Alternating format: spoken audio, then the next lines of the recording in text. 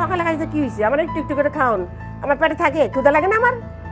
খালা আজকে আমার একটু তাড়াতাড়ি বাড়িতে যাওয়া লাগবে, একটু কাম আছে। ওই যে শুরু হয়ে গেল, আইতে নাইতে শুরু হয়ে গেছে, বাড়িতে কাম আছে, বেশিক্ষণ থাকতে পারবো না। আপনি কি আমার উপর রাগ করে আছেন? আমি আসলে বুঝতে পারি নাই, ভুল করে ফেলাইছি। সব কিছুতে খালাম্মার দোষ ধরেন কেন? ওই তো সব শিখাই দেয়। আমার পড়ার বয়স করছিল, এখন আমার নাতিটারে আবার ওর মতন করে বানাইতেছে, কিন্তু এটা তো আমি হইতে দিব না। তুমি ভুলে যাচ্ছ আমি একজন মানুষ, আমারও রক্ত মাংসের শরীর, আমারও মন আছে, আমার একটা সত্তা আছে যে আমি কেবলমাত্র একজন থিয়েটার কর্মী না। মাইয়া কবি একবার ভাঙে গেলে হওয়া কঠিন আছে। তার মধ্যে দুই আবার বিষ খাইছে, হ্যাঁ বুঝে না? তাতে আপনার কি? আমাদেরটা আমরা বুঝবেন। আচ্ছা, এই মুহূর্তে আমাকে এরকম খোসা দিয়ে কথা না কইলে তোমার চলতো না। মাত্র ডাক্তার দেখাইলো এলাম মায়ের আমার।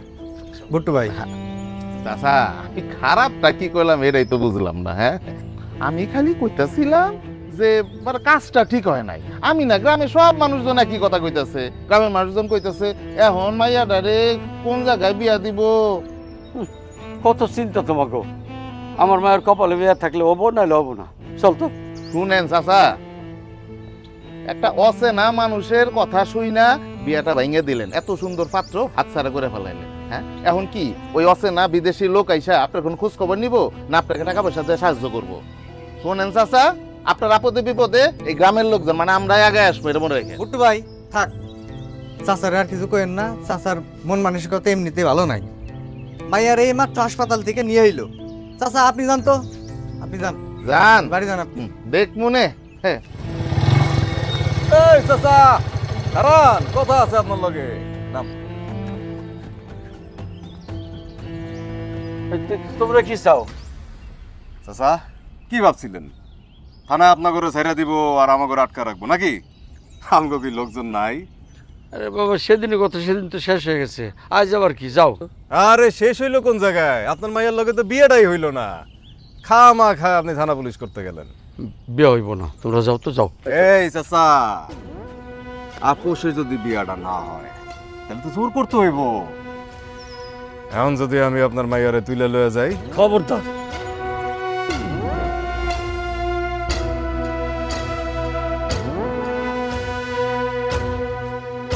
ফ্ল্যাটে ফ্ল্যাটে টাইলসে মোড়ানো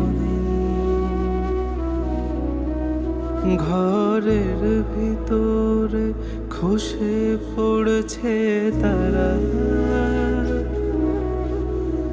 খসে পড়ছে এই জীবনের রঙিন পলেস তারা। সেই ঘরে তুমি বাস করেছ আজো, মহাজীবন ভাত কাপড়ে সাজো, বাঁচার জন্য করছো কত ঋণ। রং করা ঝকমকে এই দিন চেয়েছিল শুধু তোমার চোখের মনিটা দেখুক সমতা পৃথিবী। জীবন জুড়ে এমনই গান গাওয়া, এই তো কবির চাওয়া, আমাদের চাওয়া পাওয়া।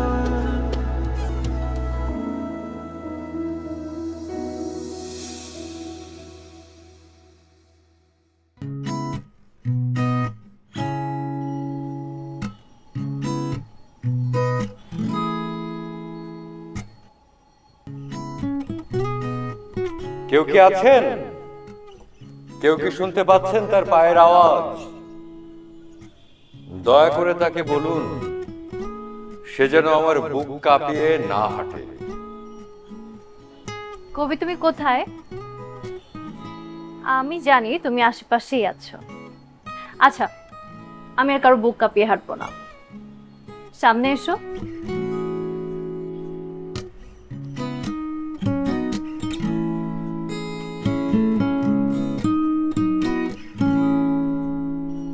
কি ব্যাপার? প্রিয়ার মুখে এরকম কালো মেঘ?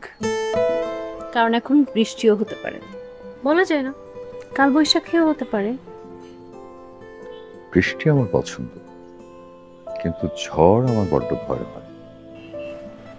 একটু ভয় থাকা ভালো। কেন? কারণ মেধা নামের মেয়েটা মাত্র 1 সপ্তাহের জন্য কবির চোখের আড়াল হয়েছে, আর এর মাঝে কবি তাকে মাত্র একবার কল করেছে, এরপর কোনো যোগাযোগই করেনি।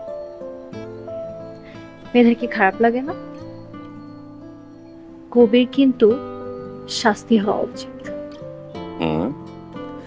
কবির বিরুদ্ধে মিছিল, মিটিং, সমাবেশ, মানববন্ধন হতে পারে, এমনকি যাবজ্জীবনের জন্য আমরণ অনশন হতে পারে।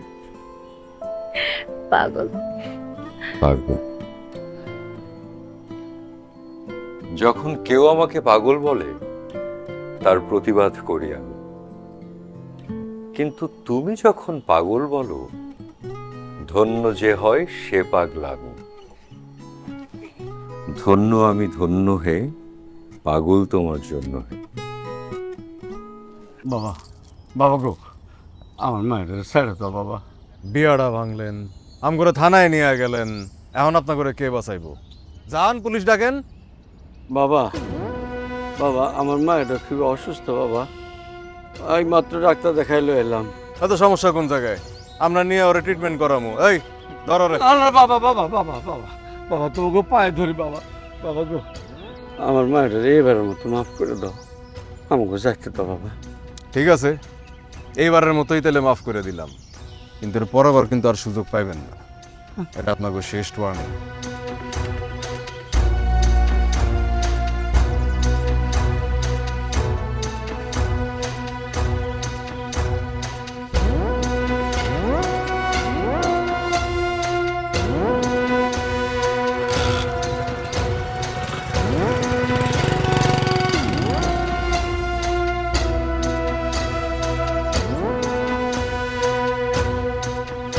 এই 2 দিন আগেই তো মিষ্টির লগে এই পোলার বিয়ে হইতে নিছিল। হ্যাঁ, যদি বিয়ে হইতো তখন কি করতা? খুব তো ফাল দিয়া লাঠি নিয়ে আগাবে যেতে নিছিলা। হ্যাঁ, এই এখন চিনো, উপজেলা যাইতে পারবা, ঠ্যাং ভাঙ্গা দিব। গ্রামের মানুষ বিপদে পড়লে আগায় যাইতে হয়। আমি তোমার মতো না, তুমি যেদিন পড়বা ওই দিন বুঝবা।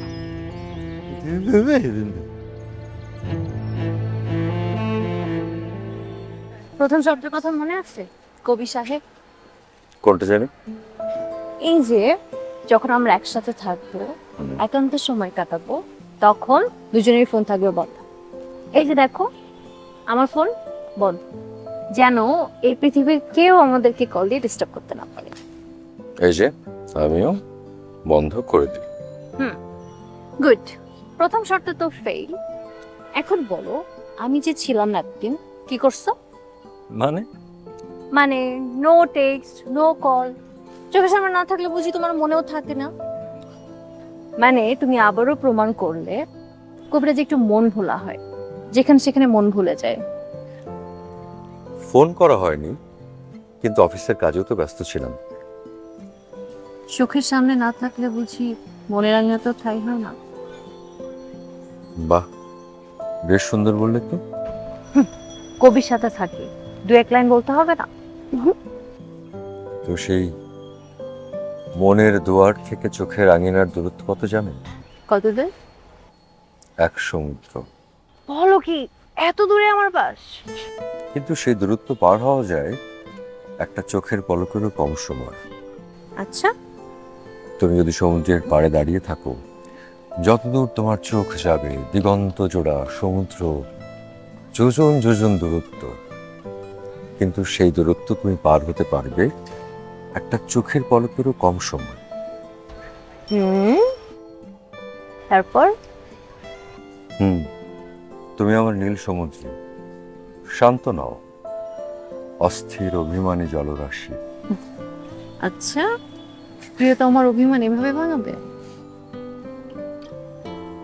চোখের আঙিনায় যার বসবাস প্রিয়তম, অখণ্ড প্রেমময় রাত্রির নিস্তব্ধতা জড়িয়ে আছে অস্তিত্বে। হাত ধরো বলে হারিয়ে যেতে মানা, সমান্তরাল দুটো প্রাণ দূরে মিলিয়ে যায় জড়াজড়ি করে। সেই রাত এখনো অধরা, তবে অস্পর্শ নয়। ওকে ওকে, কনভিন। তো আমি কবিদের ভীষণ ভয় পাই। কেন? কবিরা বাঘ না ভূত? কবিরা ঘাট খুব সহজেই মেয়েদের মন বশ করে তুলতে পারে নিশ্চয়, আবার দূরে গিয়েও মন বশ করতে পারে। কিন্তু যদি তুমি চলে যাও? কবি সবসময় মনে রাখবা, মেধা অলওয়েজ হিয়ার। মেধা কোথাও যাচ্ছে না তোমাকে ছেড়ে। চলো এবার।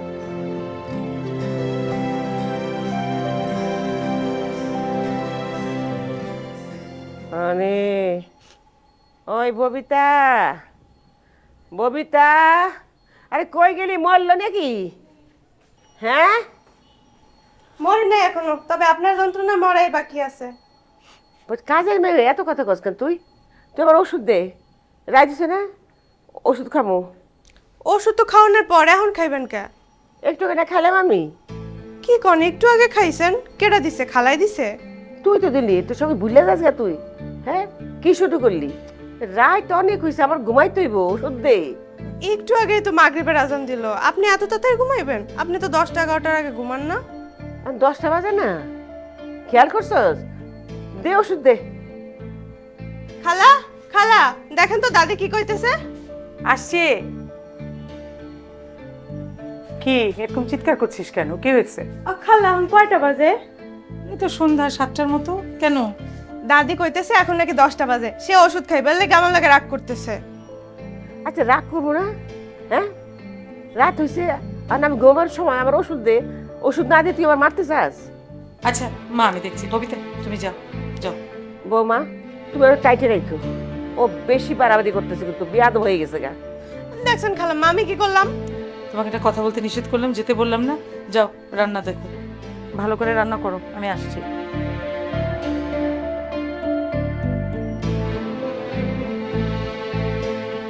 মা, আপনার শরীরটা কি আজকে একটু বেশি খারাপ লাগছে? না, আমি ঠিক আছি, কোনো অসুবিধা নাই।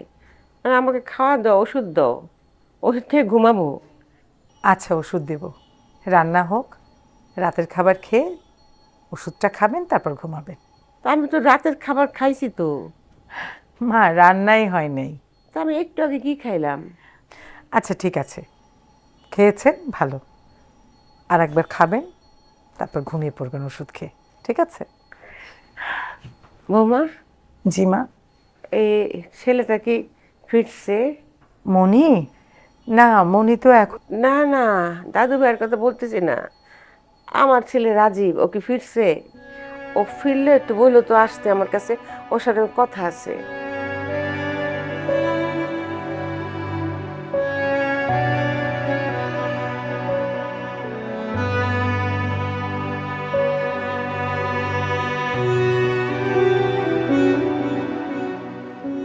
তোমার না এই মাসে কবিতার বই বের হওয়ার কথা ছিল, সেটা কি হলো? প্রথম কপিটা কিন্তু তুমি আমাকে দিবা। হাসছো কেন? আমি যেন সবাইকে বলতে পারি সাহেব কবির কবিতার বইয়ের প্রথম পাঠক এই মেধা আহমেদ। অবশ্য মেধা হাসানও বলতে পারো। তা না হয় হলো, কিন্তু তার জন্য আরো কিছুটা সময় অপেক্ষা করতে হবে হে প্রিয় পাঠক। কেন, কি সমস্যা? দুটো কবিতা এখনো জমা দেওয়া বাকি, তার জন্য আরো 2-3 দিন। তারপরে ধরো এন্ড অফ দিস মান্থ হয়তো আমরা ছাপাখানায় যেতে পারবো। Remember it, first copy is mine. By the way, ওই মেয়েটার কি হলো পরে? তুমি তো স্টোরিটা শেষ করলে না।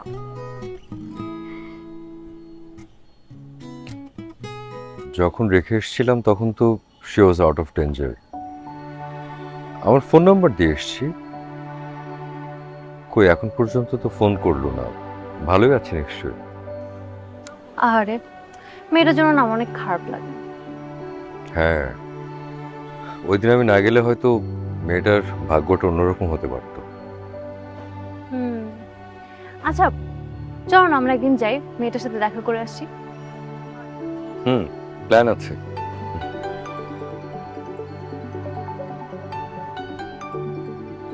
মাই গড, এতগুলো মিসড কল, কল ব্যাক করতে হবে একটু।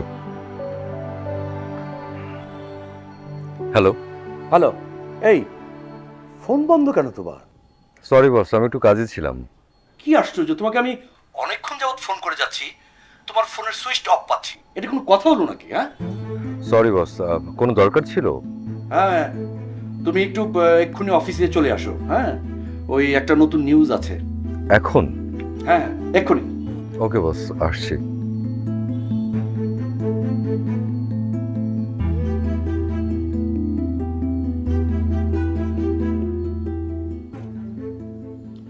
এই চাকরিটা না আর করা যাবে না, এখনই অফিস যেতে হবে।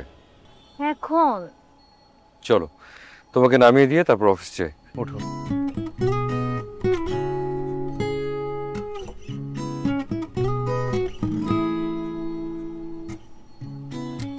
অফিসের কাজ থাকলে কি করবো? তোমাকে বলছি না, আমার সাথে যখন থাকবো তখন সব কোনো কাজ।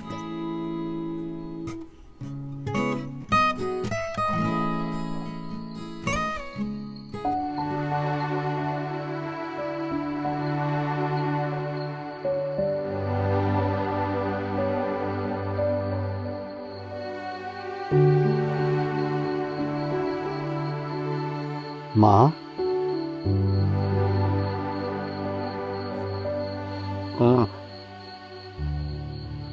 কি হয়েছে মা? তুই কাঁদতেছিস? আব্বা, কান্দিস না মা, দেখবে একদিন সব ঠিক হয়ে যাবে। আমার ওই দিন তোমরা কেন বাঁচাইলে আব্বা? মইরা গেলেই তো সবকিছু সমাধান হয়ে যেত। মরণ কি সবকিছু সমাধান করে দেয় মা? আমি একটা অপয়া নাই আব্বা। আমার জন্মের সময় আমার মা মরে গেছে। আমার বিয়া দিতে ইয়া তোমাকে কতটি কথা শুনতে হইল। গ্রামের মানুষের কাছে আমার লেগে তোমাকে খালি কথা শোনা লাগে। আমি তোমাকে যোগ্য ভাইয়া না আব্বা। মা, মা রে, মা গো, অমন করে ভাবিস না মা। আল্লাহ কপালে যে লেখা রাখছে তাই তুমি। আমার এমন কি মনে হয় আব্বা জানো,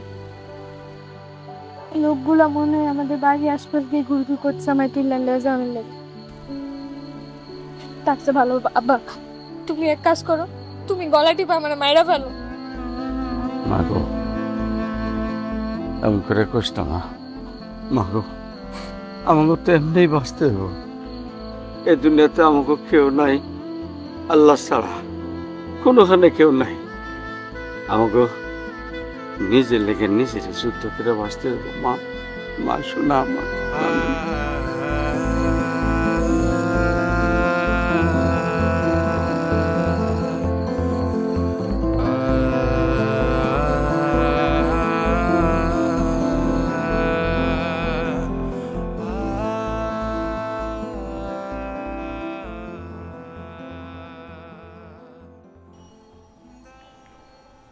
এনান খালা চা।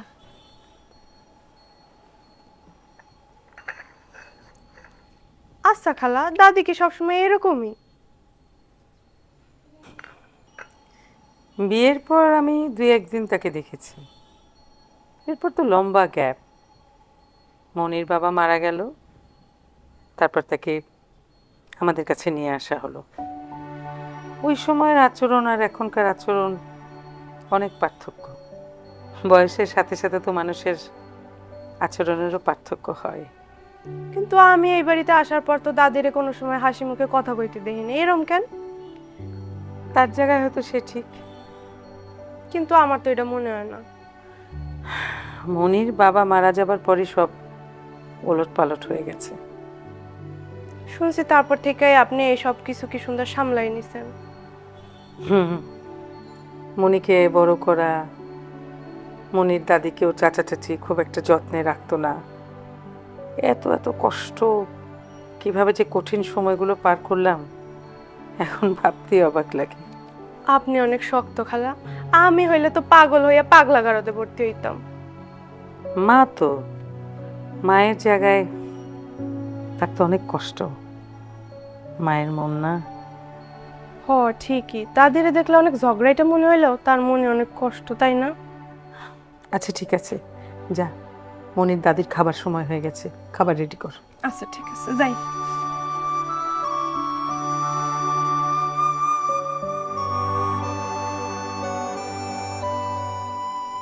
দেখো কি বস?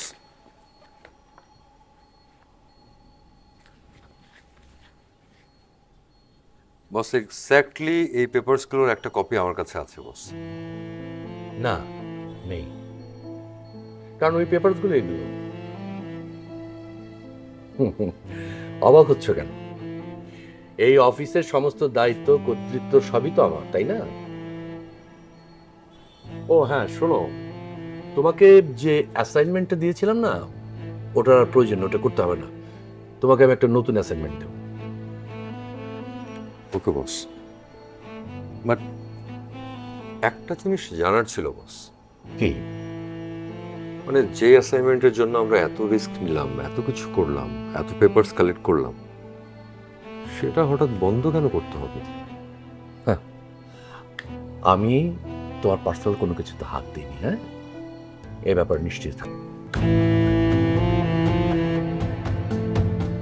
ওকে বস, বাট ব্যাপারটা একটু আনঅফিসিয়াল এবং ডেকোরামের বাইরে হয়ে গেল না বস? মানে আমাকে চাইলে তো আমি পেপারগুলো দিতাম আপনাকে। সবকিছুর উত্তর দিতে আমি তোমার কাছে বাধ্য নই। ঠিক আছে বস, আমি তাহলে আসি, একটু বেরোচ্ছি। মাই গড, মানে কি ছিনতাইকারী ছিল নাকি? ও মাই গড, 999 এ কল করি। না না, এখন আর তার দরকার নেই, চলে গেছে তো। মানে আপনি না আসলে একটা বিপদ হতে পারতো। বাজে কথা বলছে আমারে বলতে, আমি সব বাইরে এগুলো শেষ করে ফেলতাম। একটা মেয়েকে অসম্মান করা হয়েছে, আর আমাকে তুমি কি করতে বলো? কি হয়েছে চাচা বলেন তো? তোমার এই সম্পত্তির উপরে অনেকেরই নজর পড়েছে। কাদের নজর? আচ্ছা মা বলো তো, তুমি আর বাবা ডেট করতে কোথায় যেতে? মানে ঘুরতে টুরতে কোথায়? কত হতে পারে? সব মিলে প্রায় 25, 28, 30 কোটি টাকার উপরে হবে। এখানে ওই যে শেয়ার, সেটাই তো 15 কোটি টাকার উপরে আছে। আমি তো কবির মা। উত্তর থেকে দক্ষিণে বয়ে হাওয়া, সবার জন্য বইবে সমান ভাবে।